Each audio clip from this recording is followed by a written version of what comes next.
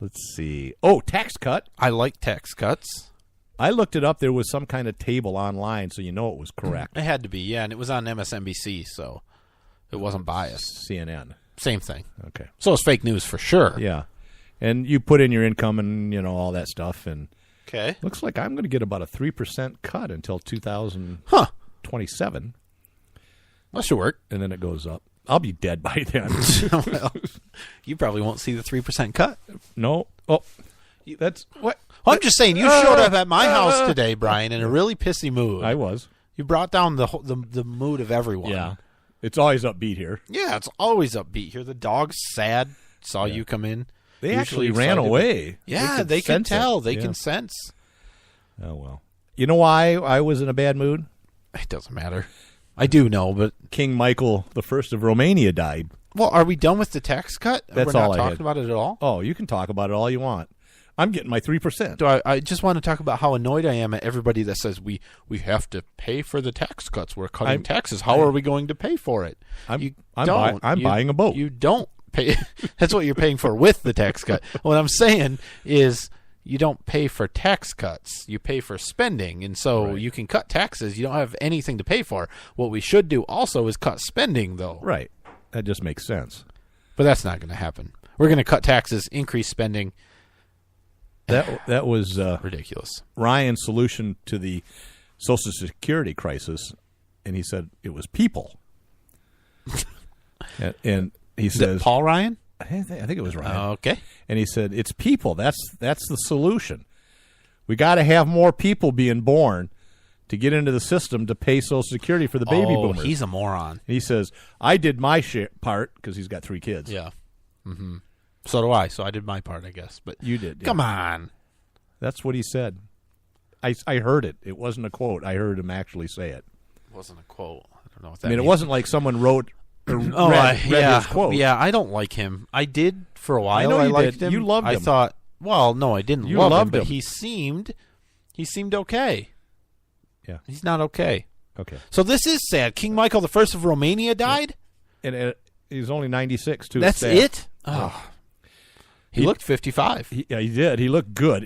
And it's better to look good than feel good. People ask, how did he die if he was alpine skiing? No, I don't know how he died. Anyways, he was the king of Romania twice and was forced to abdicate by the communists in 1947. Twice. Huh.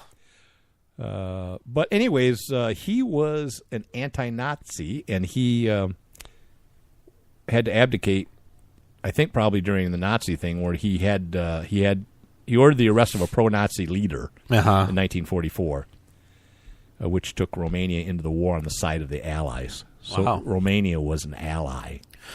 You know, And the king was right there with us. You read like history books and things. You don't hear much about Romania's Kings? no, anything. their role in World War II. Yeah. Well, apparently he arrested a pro-Nazi leader. Well, that's good. Yeah. Marshal Ion Antonescu. Antonescu. It's Ian. Ion. Look at spelled it. It says Ion. Ion. Yeah, Ion Okay. Anteshnik. Don't tell me that's Ian. I guess it's not. All right. Moving on. I didn't want to spend a lot of time on the king. May he rest in peace. Yeah, it's real sad. Let's see. He had a good run, though. What do you support? What did he just die? When did he die? 50 years ago. No, December 5th. Of this year? Yeah. Did he support Trump? I don't know if he was coherent. He's 96. So he probably He's did. up in the mountain skiing. So he probably did support Trump then. But all right. Well, now he's dead. He can vote Democratic. Yeah, he voted for Doug or Douglas or Jones. Doug Jones. Whatever. Douglas. Doug Jones. Doug what? Thug the Doug. Doug the Thug. All right. This is horrible.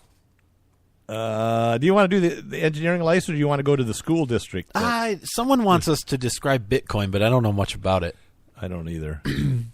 Something's worth only what someone's willing to pay for it. That's all I know about it. Yeah.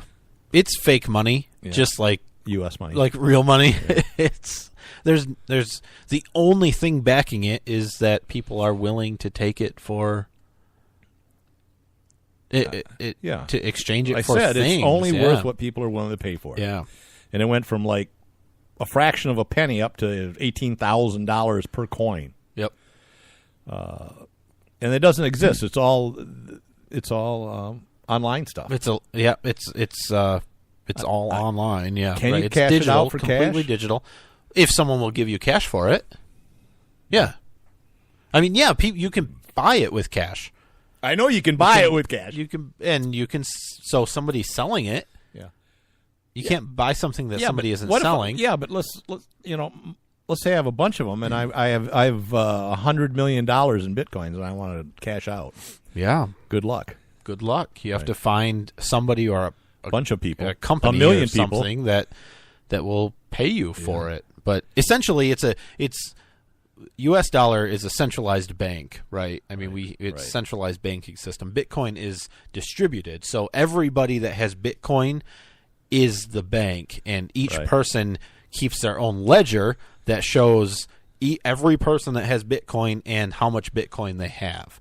And then through some complex math that computers do, everybody's ledger, all the millions of people have their own. It keeps it synced up, so everybody, in theory, has the same ledger that shows how much everybody has, and they prioritize which transactions happen in which order by doing math, essentially guessing random numbers. If you get the right number, then your transaction goes through. It's really complicated, but it's also really, really simple. But the point is, I mean, the main advantage is that it's not centralized.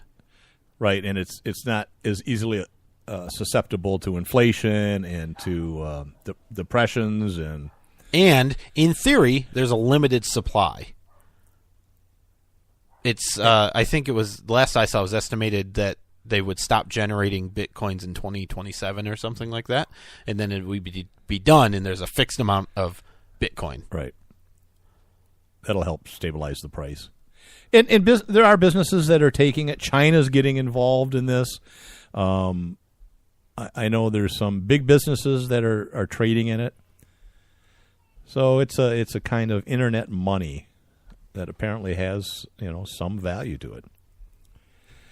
A school district in Iowa disciplined poor 15-year-old girl because she was wearing a hat after her cancer treatment and her hair fell out. Oh, yeah. And it was against school rules to wear headgear. I wonder how the Jewish people respond to that. Or the Muslims. Or the Muslims or the Sikhs. So even though she had permission, apparently, she still got disciplined. And she was sent home, and then she had to spend time in the school office for wearing it. And it was a beanie made specifically for cancer patients. And the superintendent, he said, we apologized to Chloe for its insensitive approach to dealing with her hair loss. It was an error of judgment on our part, and we regret making this mistake. The school district has taken action to make sure this doesn't happen again. Well, it shouldn't have happened in the first place. No, it shouldn't have. But at least they apologized. Right.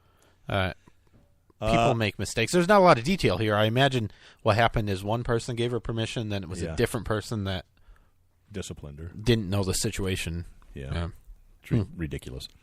All right. Well, it's ridiculous that you can't wear anything on your head in a public school. Yeah. Probably for gangs and stuff like that. Yeah, because if you take a gang's hat off, they won't murder each other. Right. All right. This is something that we talked about early on in the open carry movement in Michigan. And it actually happens in the University of Michigan. Okay. Where they own parts of downtown. Okay. And they own the sidewalks. So you can't even open carry in Ann Arbor in certain areas because the university owns that property. Right. This Missouri law that people could carry guns without a permit in public, oh, dear Lord. That would be horrible.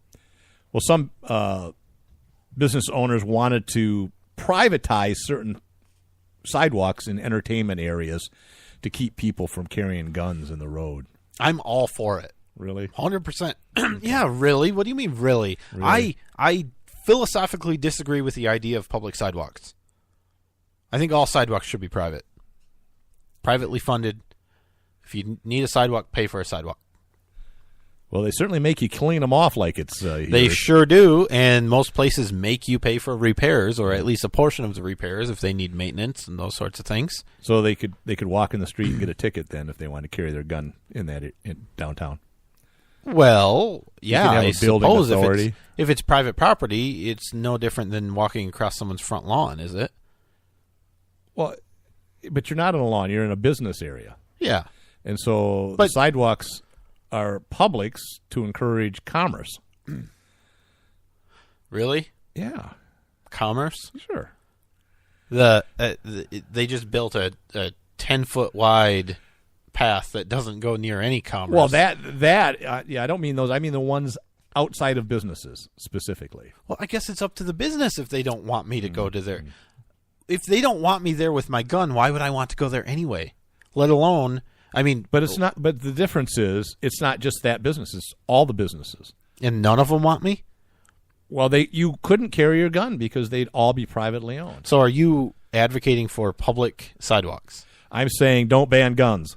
Yeah, sure, don't ban guns in public. Okay. Well, we're out of time. If you want to go into the businesses, that's different. See you next week. Bye-bye.